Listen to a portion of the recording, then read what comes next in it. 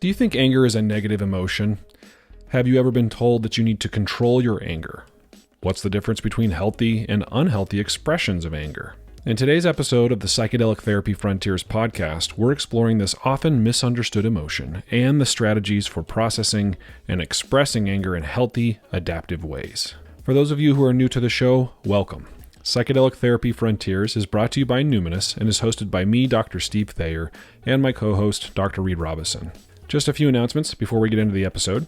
If you're looking for professional training pursuant to becoming a psychedelic-assisted practitioner, check out the courses we offer here at Numinous. You can click on the link in the show notes, or you can go directly to numinous.com/training, and you can use the code PTF10 for 10% off selected trainings. If you've listened to the show for a while, you've likely heard Reid and I talk about the psychedelic clinical trial work that we do here at Numinous. If you or someone you know is interested in being a participant in a psychedelic clinical trial, you can click on the link in the show notes or go directly to numinous.com/research to learn more about the trials we're currently running. If you'd like to support the show, you can do so by leaving us a rating or review in places like Apple Podcasts or Spotify. If you're watching on YouTube, please like the video, subscribe to the channel, and maybe share the episode with somebody you think needs to hear it. Without further delay, here's today's episode on why you need anger. So Reid, we've been doing this show for a while, and sometimes we like to do a deep dive on a particular emotion. Of course, we talk about emotions practically every episode. We are mental health professionals after all. And emotion scientists.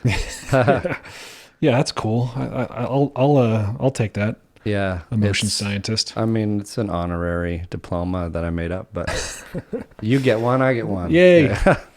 I could use more letters after my name. Do you want to have a specialization in anger? Let's see if we can justify such a thing today. That's what we decided to do a deep dive on today.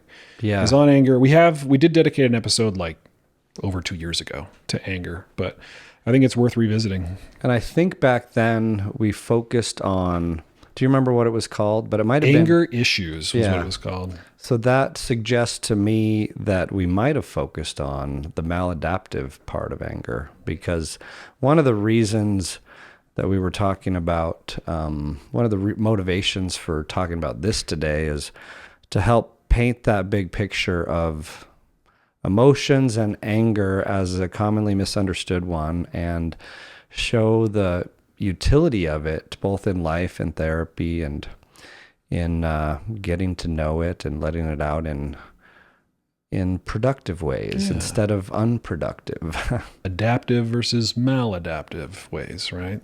Yeah. Yeah. So maybe we start with just a little primer on emotions in general. Yeah.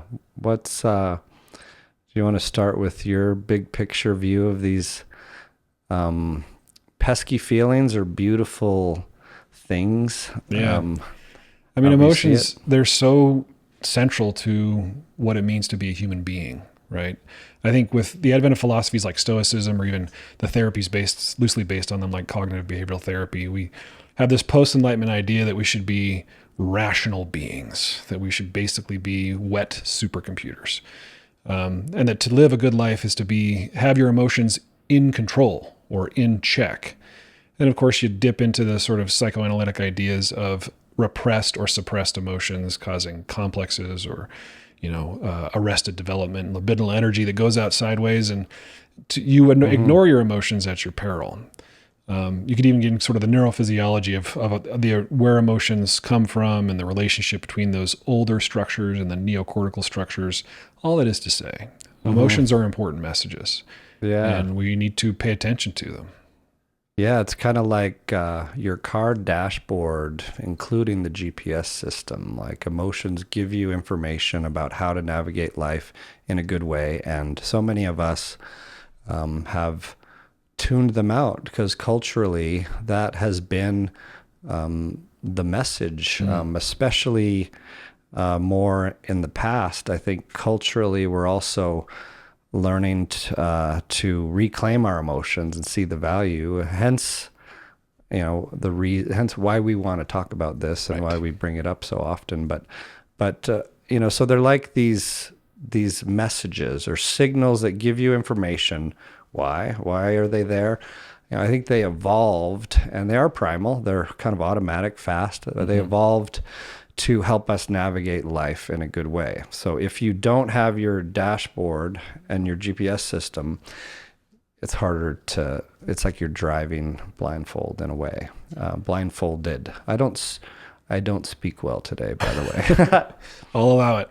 I'm remembering, I don't know if it was a study or something, but it might have been certain people with neurological injury that didn't experience emotion, or didn't have good contact to emotions, and they had really hard time making decisions. Mm-hmm. These are people who could still think, right? They still had cognitions, but because they didn't have access to their feelings, they were tragically indecisive, like powerlessly indecisive. You know, the good old philosophical adage from ancient one of "I think, therefore I am." Yeah, I really have always thought it should be something like "I think, feel, therefore I am." But that's a random aside that may add nothing to the discussion. but and there is also an interesting interplay between thoughts and feelings that we may or may not get into. Mm-hmm. But so we've got these signals coming from within that give us information of how to navigate life, what we need. Like, step back from that ledge, my friend. It might tell you, just warn you, in the form of fear. And an emotion has a bodily felt sense, with some common themes across humans, but a lot of individual difference. Like the feeling of fear, it will be, you'll have your unique feeling of fear, I'll have mine, and your unique feeling of sadness, and I'll have mine. But there'll be some similarities in our fear, because they've evolved to not only tell us what we need or how to navigate life, but point us towards that with an action tendency. We still have the choice. Like someone cuts you off on the road, you feel anger come up, and you still, in theory, hopefully have that pause and that awareness to decide not to throw something at that car or chase them, right? That's part of the equation, but it's information that your capital S self, in my opinion, should use to make good choices. Right. Yeah. I mean, I like the idea of thinking of emotions kind of like you're getting at as they developed evolutionarily to keep us alive. Yeah. You mentioned the one fear, right? Of course. But even, you could make the argument that sadness, melancholy is adaptive, right? Especially if, let's say you're feeling sad because you experienced some kind of social rejection. As social primates, as social creatures who needed community and tribe to survive, it might be an important signal. Like, I think I need to reconnect. I'm feeling really, really lonely. I'm feeling sad about that. Or it's a signal that you've experienced loss and you need to reconnect or regain or reclaim something that you've lost. Yeah. And I told you before we started recording that I'm not going to talk about shame because it's too big of a topic, and I'm going to save it. But shame is worth mentioning here, I think, because as an example of emotions are not good or bad. There are some that are more difficult to feel and some that are more culturally taboo. Shame being a good example. Like, who do you know that is extremely comfortable with like identifying, owning up to their shame and talking to others about it? It's just rare. It's much more likely to be hidden, right? And just dismissed. But shame is also an emotion that is one of these evolutionary signals that can be adaptive or maladaptive. In the case of shame, I think it evolved to keep us tied to belonging in a group for safety, right? I know you can define these in a lot of different ways, and like guilt versus shame and all that, but just I'll leave it there as just to say that there aren't good or bad emotions. There are more difficult ones to feel, and I think what matters is whether or not they're, like you pointed out earlier, adaptive or maladaptive, meaning helping us, get our needs met in a good way, and that's consistent with our values and hopes and dreams and all that, or keep getting us, or do they keep getting us stuck and in trouble and making a mess of things? Right. That's an important analysis. And I think we point it toward anger, right? The idea that anger is not bad. You were talking about sort of cultural messaging around anger. And I brainstormed a list of other cultural messaging that maybe we want to debunk a little bit, because the idea that anger is a bad emotion, I think, comes from some cultural messaging. Like the idea that wrath is one of the 7 deadly sins. Or that a phrase that I heard growing up, that contention is of the devil. And certainly anger can be part of contention. Or the idea that anger is not only bad, it's a negative emotion, and we shouldn't, allow ourselves to feel negative emotions. I'm just sort of rattling some off here. But, one also I really wanted to highlight is the idea that anger is a masculine emotion, and that women shouldn't be angry, right? That it's more acceptable in men and not acceptable in women. If women are angry, then they are, difficult or histrionic or, hysterical. Yeah. And what happens to you and your emotional world if you grow up in a culture and perhaps a home where anger is not welcome? And what often happens is there's a secondary emotion there. That's another maybe point of definition, is there are these, when we're talking about primal signals, the emotions as primal signals, those are the primary emotions that come up in response to, a stimulus in the world. Like you're in a meeting with a bunch of people at work and your boss in a boardroom, and he looks at you and raises his eyebrows, and then all of a sudden you have an emotion, right? Yeah. And So yeah, there's secondary emotions, like in the case you mentioned of it's not okay to feel anger. You might, that might turn to shame, or you might, replace it with something else. And the opposite applies too, with gender nuances as well, of like, if there's another emotion that it's not okay to feel as a male in your culture and environment, then you might start to more and more automatically quickly swap that out with something else, like say sadness, boys don't cry or whatever. Instead of feeling sadness and wanting comfort, you might like swap that out, layer on top of it anger, and push people away. You're actually triggering the opposite thing that you need. Right. Yeah. I'm glad you brought up that distinction between primary and secondary emotions, or you could even call it like primary adaptive. This is often used to describe anger in particular, right? There's a difference between primary adaptive anger and secondary anger that could be maladaptive. And something I see a lot in my male clients, kind of like you were describing, where there's a more vulnerable emotion, like you pointed out, sadness or even anxiety or worry, something that makes them feel, especially if they receive the kind of messaging you just described, like that boys don't cry, boys shouldn't be tender and emotional. They might be more quick to anger. And they also might not be aware, like consciously aware of the emotion that happened first, the sadness. Totally. They're really only aware of the anger, even though the anger is technically secondary. It's it's showing up as, a response to the more vulnerable emotion. Yeah. And another distinction of this adaptive versus maladaptive is coming to mind that might help to layer on it. Like maladaptive meaning not very good for your life, but maladaptive emotions typically are reactions to the past in the present.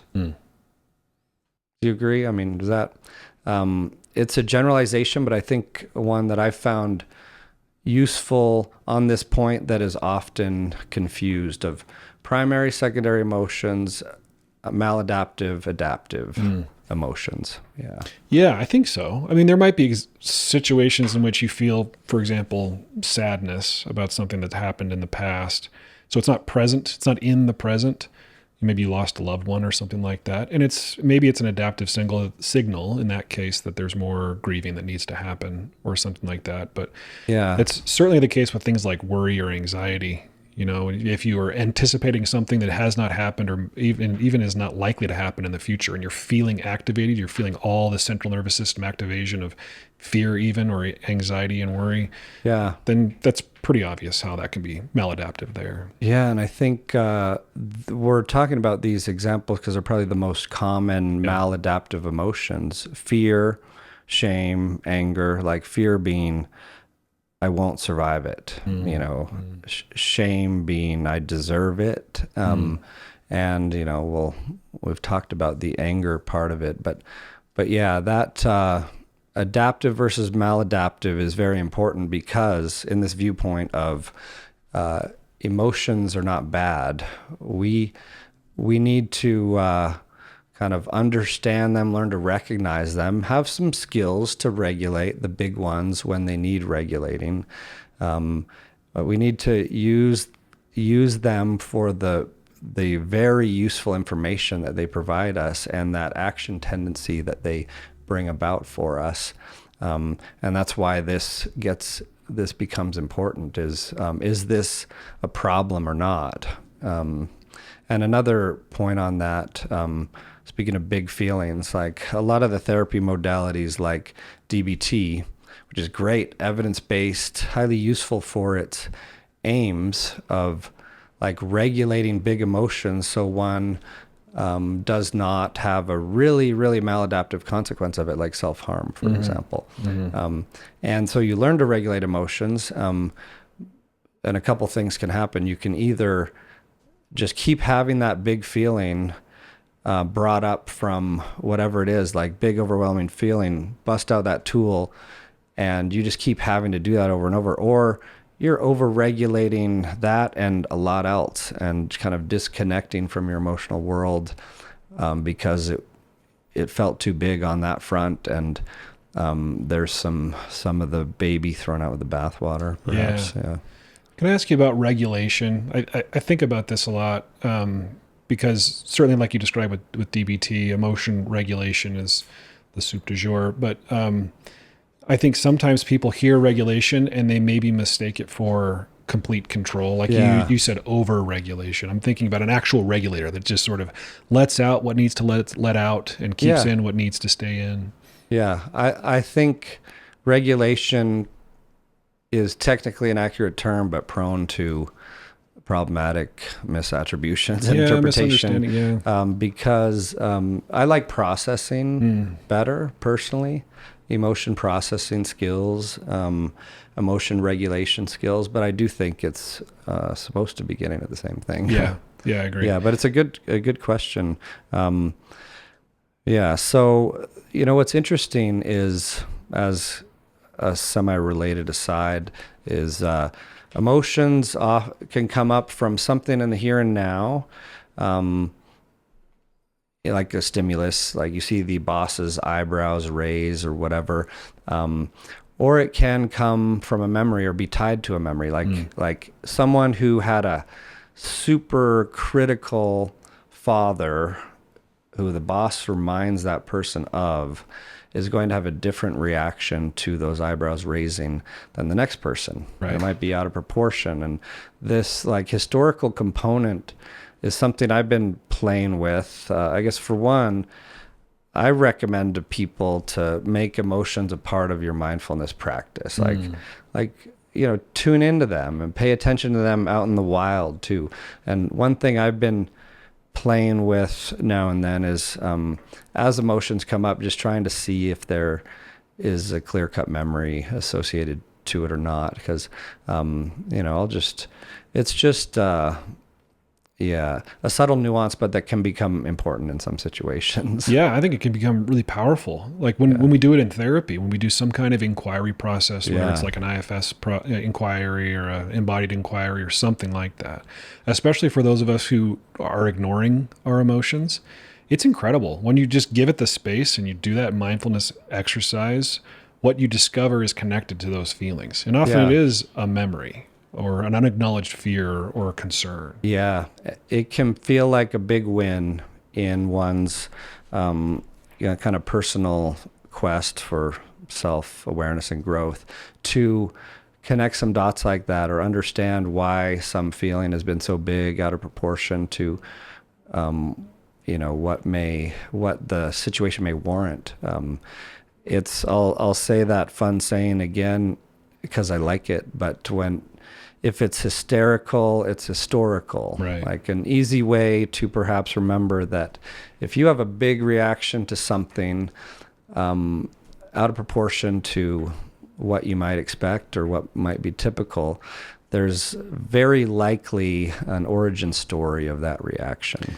Yeah. And, for those of you who are listening who are curious, if you ever are surprised by the emotion that shows up, especially if it's anger, like we were talking about today, it might be the case that there's a history, an origin story like this. Yeah. I experienced this with anger a lot in my life, where something would happen and I'm shockingly angry, shocking to me and to sometimes the people around me, like, whoa, yeah, you went from 0 to 60 really, really fast. What's that about? What is that about?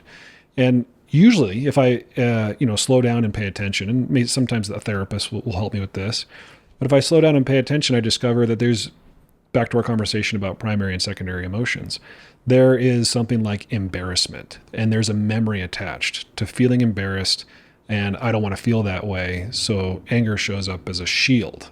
Like, oh, no. I didn't do something wrong. Like, I don't want to feel that embarrassment anymore. You're the problem. I'm not a super difficult person, but yeah, you can imagine that happening. Yeah. We've talked about the mechanism of change in therapy a bit on here before, but it's interesting to look at from an emotion-focused perspective, or through that lens, and also reflect on how emotions are so amenable to, like, so useful to bring to therapy because of these things we've been talking about. Like, shame is maybe really hard for you to talk about, even with your closest loved ones, because it may be just alien and you haven't tuned into that and been able to lay it out there. And shame kind of grows in these dark corners and can get kind of big and buried and confusing for people. But so I think, it's an example of one of the ways therapy can really help, and really help quickly in some of these situations, at least to take a big heavy burden off, make it feel more manageable, or connect some dots, be like, oh, like you were saying, I understand why this reaction's so big now, because you've connected it to an early time you felt that way, and maybe done some work. But so in therapy, if when we're doing emotion focused work, we almost want the client's big emotion to come up there, and it can, over the course of therapy, with time and space and approaching the right way. So then you've got it here, and part of the problem out in the wild is you suppress it reflexively so fast. But if you can have that corrective experience, if you will, of having the emotion, feeling it, letting it rise and fall in a therapy room, and adding some understanding, then that can just go a long way. Yeah. Yeah. And notice what makes that possible in the therapy room. It's usually a human being that you're not used to being around. A therapist whose maybe not entire, but one of the major roles is to hold validating, safe space for you, to provide a relational context in which those emotions are okay. They are maybe even welcome. And that can be a very, that's part of the corrective experience I think you're describing. And part of the process of reprogramming, both at sort of the subconscious and conscious level, the acceptability of an emotion like anger. But I do have some curiosities. So around anger, let's say somebody comes into the therapist's office, and in their experience, anger has been a force of destruction in their life, right? They might be listening to a podcast like this, and we're making the case that anger is important, not necessarily bad. There's adaptive anger, and they're like, I don't even know what you're talking about, dude. Not only did I get the messaging early on that anger was bad, when it showed up in my life, my dad got angry, we got hit, or we got yelled at, we felt unsafe. Or when I get angry, I hurt people's feelings. It's a destructive force. So, how might we make the case to somebody like that for whom anger has been a destructive force, that anger is an important messenger? Yeah. Well, I think for me, the simplest way to break it down is just, acknowledging that, like we're doing, that anger is often a socially undesirable emotion, or one that's especially feared and avoided. And for understandable reasons, because it's really prone to getting maladaptive, like bar fights or getting oneself into trouble. But if you think about anger as a response to a threat or a boundary violation or something. That being one of them, like a boundary violation, or even like thwarting your, life course in certain ways, or inserting things that are really not okay with you and your values. And so it's often shows up as this antagonism towards another. And that is another reason why it can be prone to all this confusion, complication, because what if you just punch the other person reactively, and you didn't really intend to do that from your wise-minded place, perhaps, but maybe sometimes you do. Like you're being attacked. Yeah, you want anger definitely on board to help mobilize you. And so I guess to answer your question for me, I just look at anger two ways. There's say unhealthy maladaptive anger, and there's healthy empowered adaptive anger. Right. Like that is there to protect you, your loved ones, and what you care about in an important way. If you have this ability to act on it in an adaptive way and not cause unnecessary harm or damage to you and your life and everyone around you. Right. I think those are the important distinctions. So, anger can be maladaptive if it's secondary, if it's concealing the emotion that's more authentic and needs to be dealt with. Anger can also be maladaptive if, back to the word regulation, if it's not processed or regulated in a way that is consistent with your values and appropriate to the context. Yeah. And it's one of those examples of, it might get over-referred for therapy, if you will, when it's big, visible, and maladaptive. But I think if I were to reflect on it, even though I've had many clients with what one might call anger issues, even before going into this field, like I was an undergrad volunteering for things on my way to med school, and volunteered to teach life skills at the prison in Utah.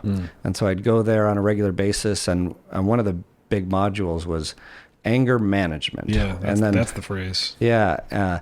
And so a lot more has been said about and taught about suppressing anger than processing it or expressing it in healthy ways. But if I were to really honestly take an inventory of all the people I've worked with, I think that the underexpression of anger has shown up more as and sneaks up more often as problematic, and often in ways that the individual's not aware of. Like I sit down with people all the time who may not come with the chief complaint of anger. Sometimes they do, but then through peeling away layers and getting to know one's inner world, countless times there has just been this feeling of anger trying to come up that gets suppressed or avoided and stuffed back down. And because we're all pressure cookers, it's going to come out some way, like maybe in physical symptoms of stress, as an example. Yeah. That's a real thing, by the way, people. Like that's not just like psychobabble. Pressure cookers are real. Well, certainly that. And humans. But emotional pressure cookers. But the comment was about like the physiological effects of repressed emotion. I mean, you just look at stress. I mean, you could get real literal and just say that it's an established fact that the human body does things physiologically when it's under stress that are adaptive, to use that word again. But if chronic, and inconsistent with what the context needs can cause things like hypertension or, suppress your immune system, cause gastrointestinal issues. Like, Yeah. it's important that we address these things, that we process them in the way you're describing. We are not meant to be in fight or flight all the time, because when then are we going to rest and digest? We need both. Yeah, because I remember I was in an undergrad in psychology and really loving the class. This freshman year, first semester in the dorms. I hadn't learned how to study yet. So I remember cramming for a psychology exam all night one night and being like, whoa, just like fascinated by it, including this one study about some kid who tried to push the limits of how long you can stay awake without sleeping at all, and what started to happen after X number of days of zero sleep in terms of like psychotic type symptoms and whatnot. And then I was like, oh, there's this study of cats, sleep deprived cats, that was just like crazy what was happening to the cats. But yeah, you need those things. But yet how many people would report to you that they are stressed all the time and they cannot relax? And yeah, like you said, it doesn't take much of a search to see the detrimental impact of excess cortisol on board all the time related to stress, etc. Right. Yeah. So this is important. It's important. So maybe if you're ready, we can pivot to like healthy processing and expression of anger. Yeah. Oftentimes when I'm talking to people about expressing anger in a healthy way, I like to make the distinction between aggression and assertiveness. So aggressiveness and assertiveness. You could make the argument that an aggressive expression of anger is usually destructive. It's usually without regard to other people's rights or their boundaries. It might be fueled by insecurity, and it's it also hurts you. But assertiveness is less about like harming others. It usually preserves the rights of others, but it's with confidence, standing up for and communicating where your boundaries are, and valuing yourself as much as you might value somebody else. That's another thing that I think is a healthy aspect of anger, is that it is actually a manifestation of self-respect. Can be, right? Like we were talking about before. Hey, you crossed a boundary, or hey, I'm defending myself, or this isn't okay. Yeah. Without that, right, it's really hard to maintain self-respect. Yeah, like that saying we've thrown around before of, I love you, but I love me too. Or some might say, I love you, but I love me more. I don't like to play favorites here in the world. Right. But it's a really good example of that. And, another way, this is from emotion-focused therapy in particular, and Les Greenberg, who created it, who I think is a brilliant psychologist with a big, giant white beard, like Always a Santa Claus fella, Mm-hmm. and a cool accent, like New Zealand or something. But and he was an engineer before, but the way he kind of describes and deconstructs and paints a picture of emotion schemas and the value of emotions is beautiful. But I think he's coined this term, at least I give him credit, don't know where it came from before him, but is transforming emotion with emotion, which may sound cool and may also be like, what the heck does that mean? But an example or oversimplification, I think, using anger is that anger is an approach emotion. Like with that feeling and that action tendency, it points you to do something, protect, act on it. And something like shame is a retreat emotion, kind of a hide. And sometimes this little flip of getting back your healthy expression of anger can make all the difference in the world, because you can transform your way out of that kind of curled up in a ball, shameful place that might feel powerless, and take some steps to reclaim your life. Yeah. I've seen that be really, really helpful with clients. I mentioned earlier the different cultural messaging around anger with respect to men and women.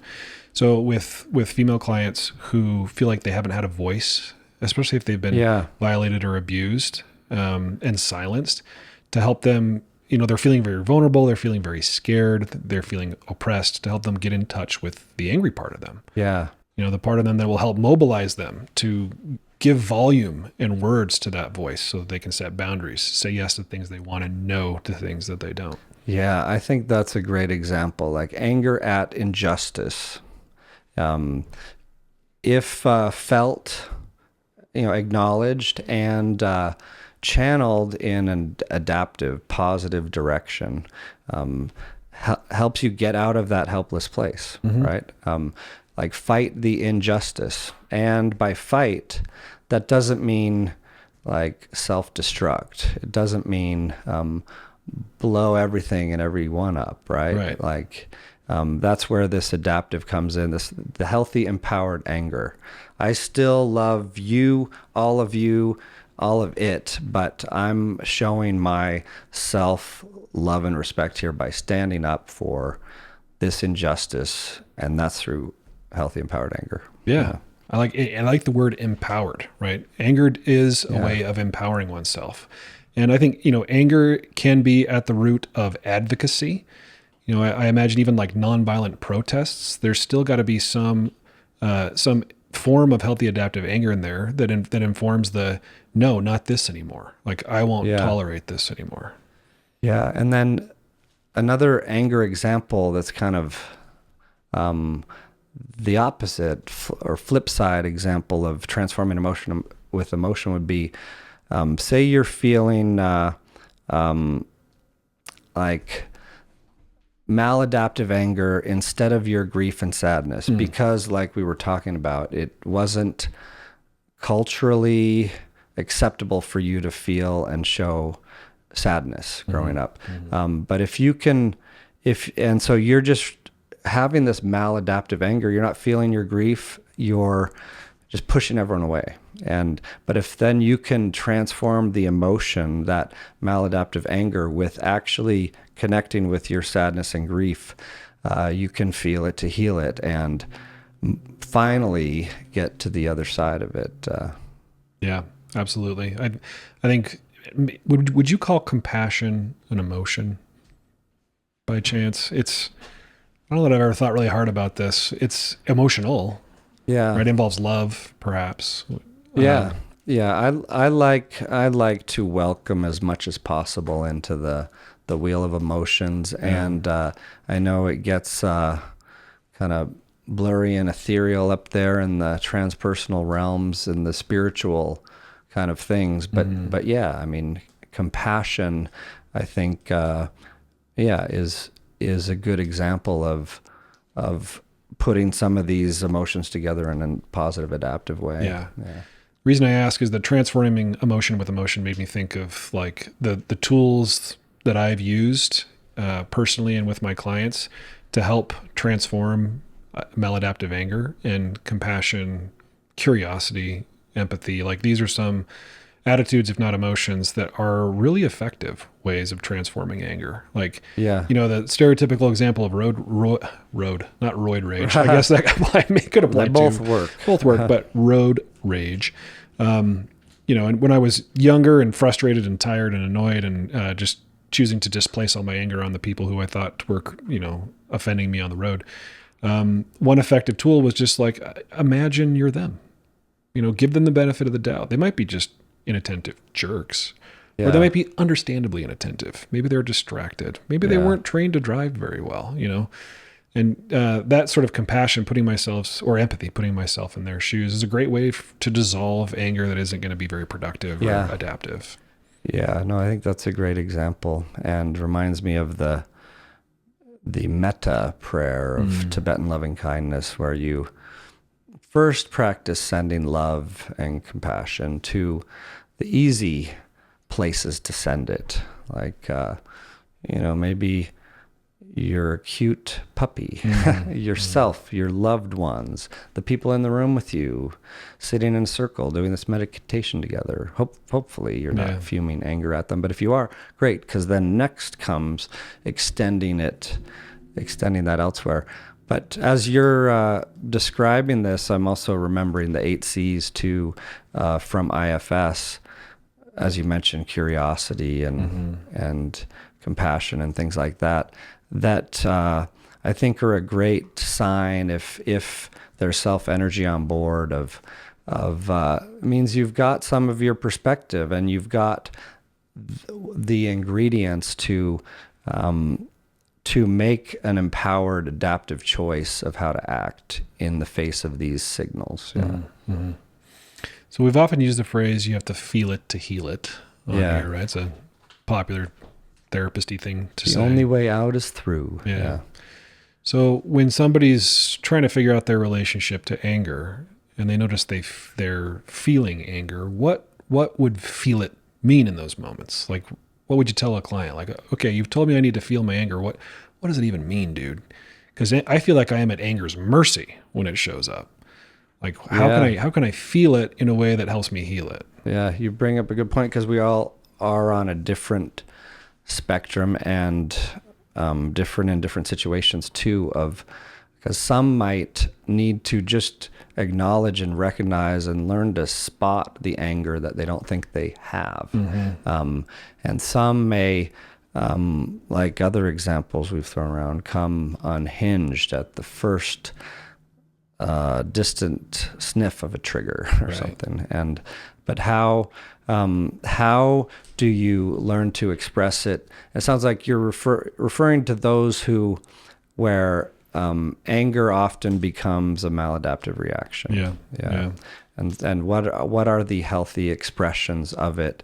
And I think first it's like learning to identify it in you and recognize it. And this is often an answer that gets thrown into the mix, but for good reason, is the mindfulness by definition, as a stance of non-judgmental awareness.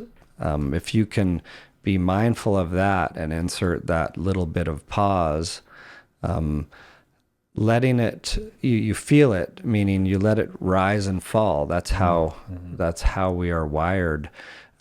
Stimulus, memory, whatever emotion comes, and if expressed, it can run its course and you can do your thing. If you're in denial of it or fighting it, what you resist persists, to throw back another one of our one-liners. We're busting them all out today. Yeah, all the one-liners. Let's keep going. We're going to get them all. Make some new ones. Yeah. Well, I've got a sort of a cute little way of thinking about emotion processing in this way. I think you may recognize it because I've shared it maybe a couple. ABCs? Kind of. I call it the 3 A's of emotion processing. Yeah. So the first is what you were talking about is awareness. So mindful awareness. You have to identify the emotion, right? And I've heard that called awareness and access. Wondering what you think of I have 4 A's now. If this step encompasses both, because I kind of lump them together. Like aware, meaning, you see it, it's there, so you now can do something with it.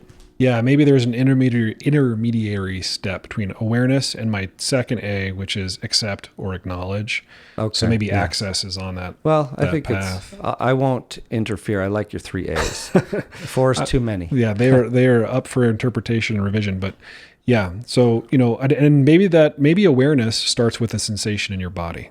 You might first know that you feel a burning in your throat or your face. You might first realize that you're clenching your jaw before you realize the emotion, right? Before you realize that you're mad. And sometimes if that's backwards, like I know I'm pissed. Oh, when I'm pissed, I clench my jaw or my face gets hot or I start to sweat or whatever it is. So awareness can involve a lot of things along this line of I need to feel it first. So aware, and then acknowledge. I used to just say accept. I'm playing around with the difference between acknowledgement and acceptance lately. For some people, the idea of accepting means I'm resigned to this emotion. I'm at its mercy. That's not necessarily what I mean when I say accept. It's more maybe of an acknowledgement, like I'm angry. I'm in this moment. I am angry. I don't need to stop it. I don't need to fix it. but I might want to process it in a way so Yeah. that I express it in a healthy way, which is the third A, and that is address. Or you could say act on, but I like address, because address could mean, like we were describing before, I need to tell somebody no. I need to tell somebody stop. I need to tell somebody this is what I want. Or address could mean I need to take a break. I need to step away. I need to breathe. Yeah. I need to do some push-ups. What is the inspired action, adaptive one that you can take based on that signal after you've felt it, acknowledged it? Can I just share a nerdy thought I had about the word inspire? I like it because it technically means like to take breath in, right? To like inspiration, respiration. So adding breath to anger is a great way to create one of those pauses. Like, hang on a second, let me breathe. Yeah. And I'm just thinking as well that we are interpersonal beings, and the way these show up, understandably, a lot is in our interpersonal interactions. Right. And it also happens to be the way to practice them, like we were talking about in the therapy room. But I'm thinking of in couples work, the value of learning to identify that anger, for example, and learning to share it in a way that, in a productive, adaptive way with the other. Yeah. So they know, they might, as you get to know each other, they might start to pick up on things and see it before you even do, but maybe not. And, like I'm really feeling angry. I'm feeling a lot of anger right now because, and that can like be game changing in and of itself for what happens next. Just by acknowledging it, in a state that's not yet in that reactive, maladaptive act on your anger. Right. Yeah. I'm so glad you took us here, because this is now we're leaving the realm of just like the sort of atomized, like I'm just dealing with the anger by myself. But how do we manage anger when we want to express it to another? How do we package it?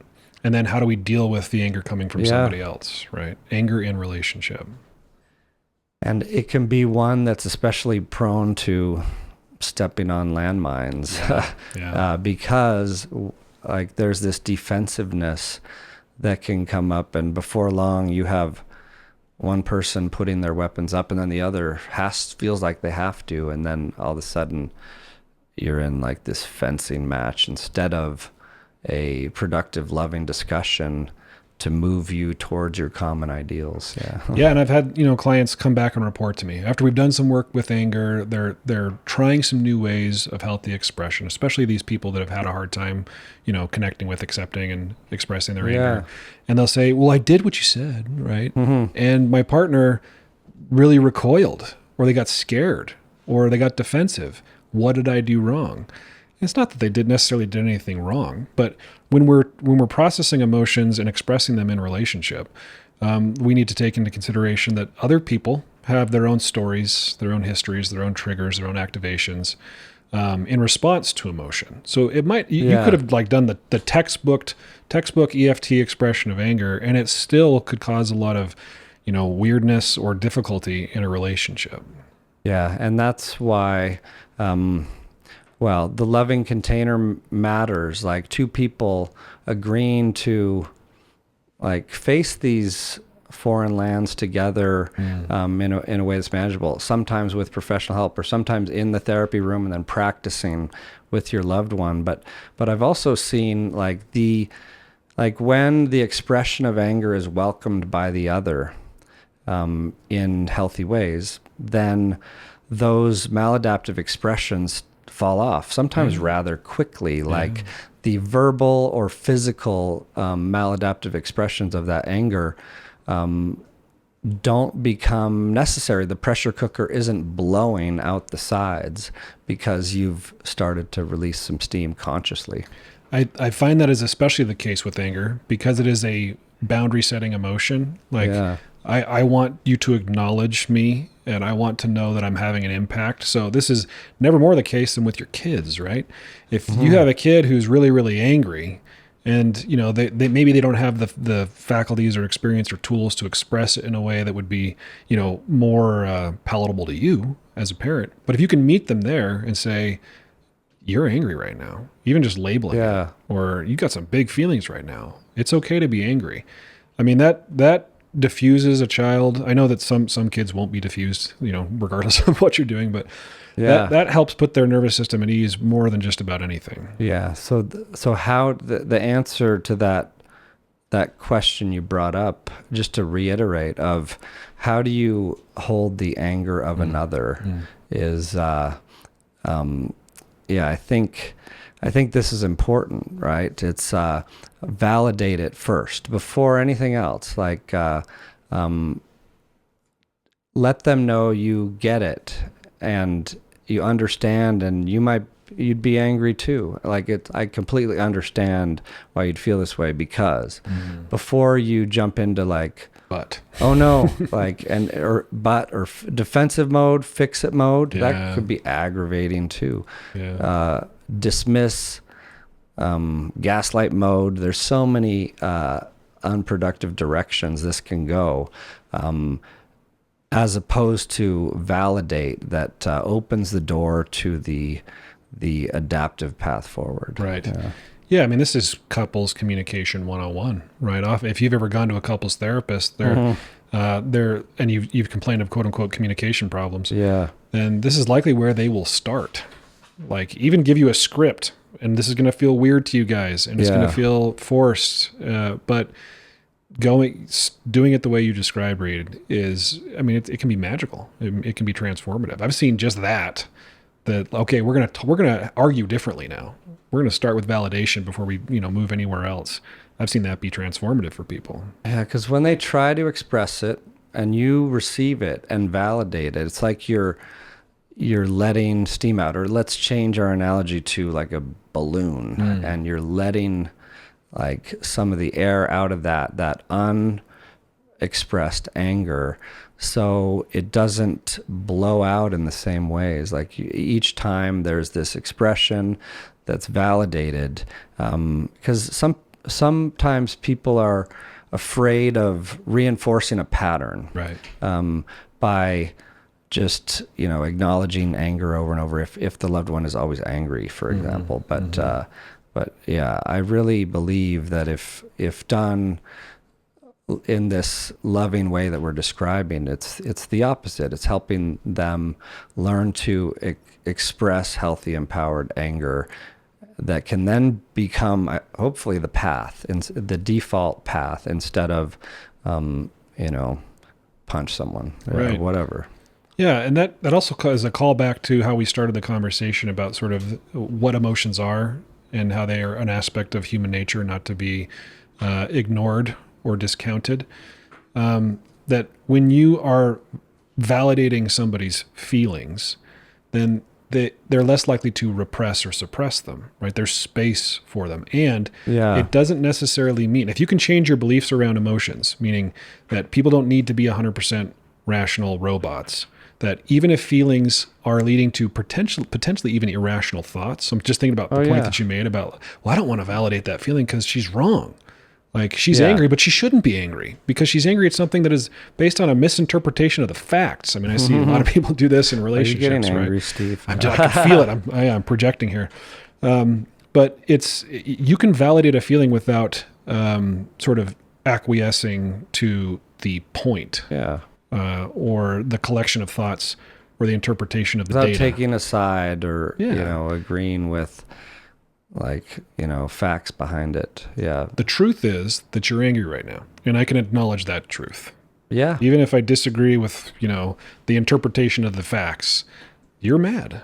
And on the couples work example, another thing I've seen is that because emotions have been like foreign territory or landmines in the past, on this path of kind of reclaiming one's emotions and learning to share and hold them in each other, sometimes like it might be reinforced of like, oh, I can't share my anger with you because you will immediately get defensive and, things always get worse. But, and what to do in that situation, I think is just that open communication and acknowledgement that, yes, like I am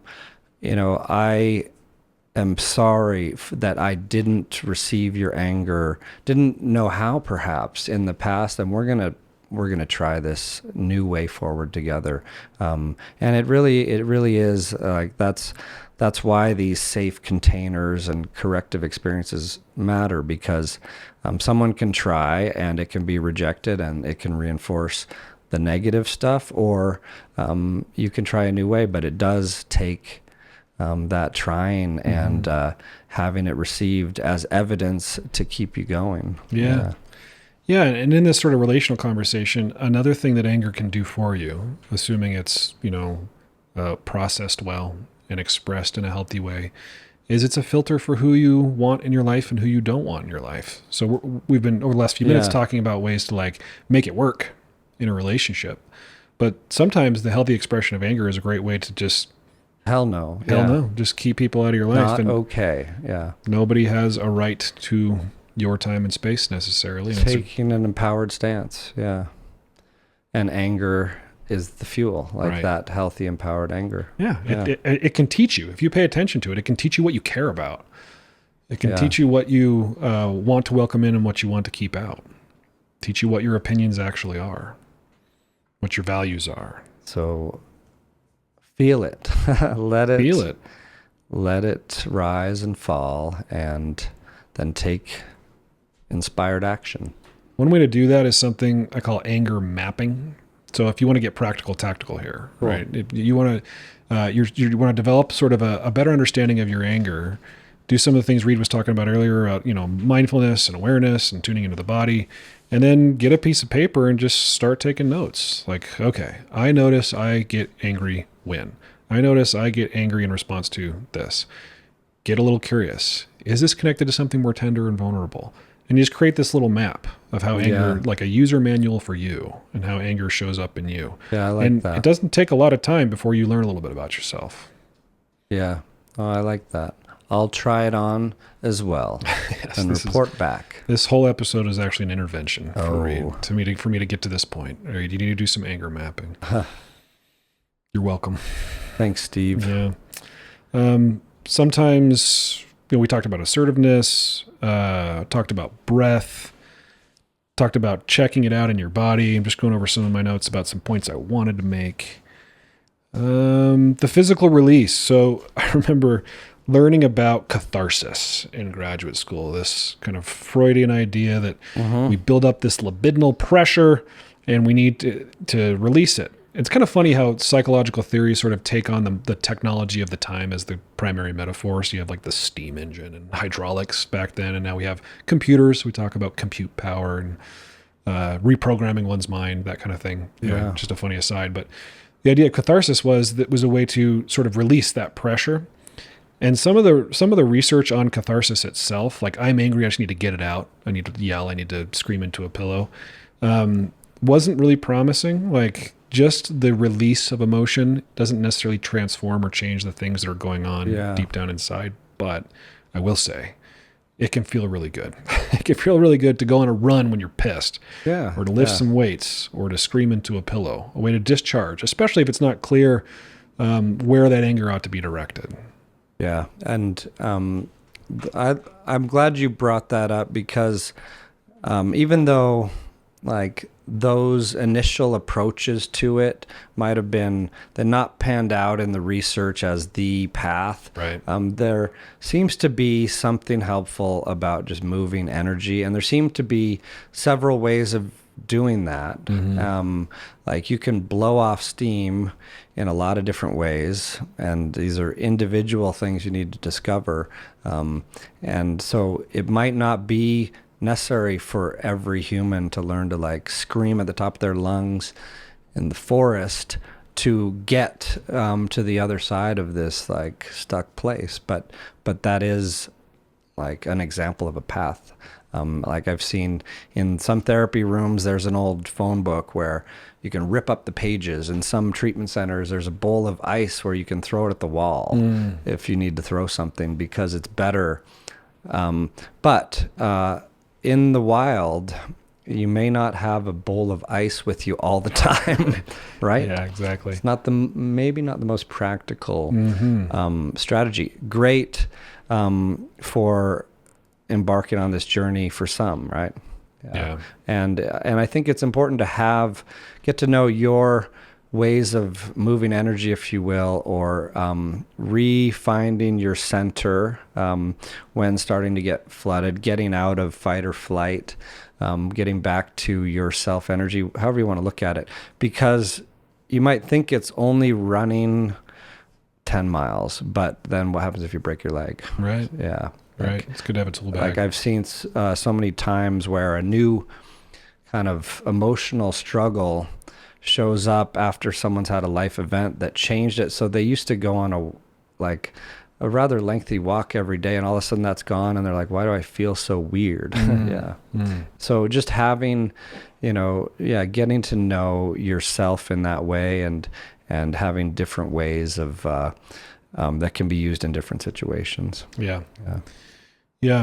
Another maybe potentially helpful example is let's say you would describe yourself as sort of a meek, kind person, and you don't want to hurt people's feelings.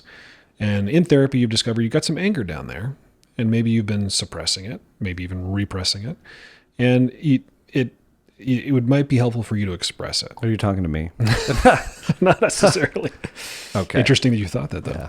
Yeah. I'm kind of talking to myself, actually. But okay. Phew. We are similar in that way. I don't need that. So sometimes I'll recommend to clients, let's start somewhere. Let's start with a letter. Let's start with an angry letter that you don't give to anybody. Yeah. Right? You Those write, are fun to write. Just furious. Like, if you don't cuss, use all the swear words that you can think of, and write this angry letter, and then toss it into the fire if you want, or tear it up, or, I don't know, wad it up and eat it. You can do whatever you want with it. But it's an exercise of expression that doesn't necessarily involve the screaming, right? Like you were saying before. Yeah. And it's a way to approach the anger. Yeah. These are good tips. I've seen that one be helpful for people who are angry at a human, like at a specific person. And, for whatever reason, it doesn't make sense to really express the anger in that way. You don't have access to that person, to them. or they're dead. They're freaking dead, right? Yeah. This person who abused you is gone, and you still have things you really want to say. And, writing that letter and burying it or something like that it's been helpful. I saw this quote once from a writer that, sounded poetic, so I remembered it. We write so our heads don't explode. But I think what you're describing of writing a letter to someone you're angry at or writing your feelings is a good example of that, and kind of ties into what we're talking about. Yeah. As one of the ways. Because I've experienced that. Like, even if it's even playing out a conversation, or writing something that you don't send, try it and see what it does to the intensity of that difficult emotion inside for you. Because I've noticed it make a difference. Yeah. I'm trying to think of other examples where anger shows up, like sometimes unmet expectations, right? We have certain hopes and expectations. It gets frustrated for some reason, especially if it's caused by another person. But people can get angry at the weather. Things just sort of screw up our plans. And if we're stuck in that, we can rage into the void. We're not really doing much with our anger in that case.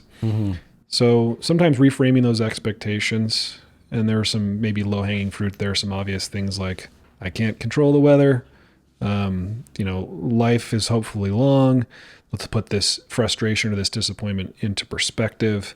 What might I be able to learn from this moment instead of raging and resisting against it? And I'm not saying you should not acknowledge the anger, like we've been talking about the whole episode. Acknowledge it, feel it. But a helpful reframe might help diffuse some of it that would then end up maladaptive if you just sort of stewed in it and stoked that fire. Yeah, and this, I think you're bringing up another point that I think maybe brings it full circle, or is helpful for me to remember, is emotions aren't only these signals on your dashboard. They're also how you experience life. Like, they can be beautiful, delicious, sweet feelings, or sad and heavy, but meaningful. Like, emotions have a lot of meaning, or how we make meaning out of our lives in many ways. Yeah.